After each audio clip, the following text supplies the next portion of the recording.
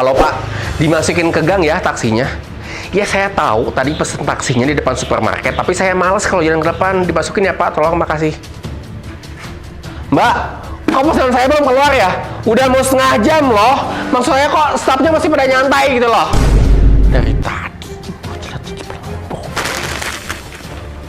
Lah, salah ukuran ini mah bajunya. Ngantuk nih orang yang packing. Becus. Si bapak driver taksi teh nggak bisa masuk ke gang, Cina, soalnya sempit. Hayo tuh kita jalan aja ke depan, kasihan mesti nungguin. Pesanan kita kenapa belum keluar ya? Oh, lagi pada sibuk meren pelayannya atau enggak gasnya beak. Positive thinking aja ya, sabar. Walaupun perut aku juga udah salah 3 ini teh.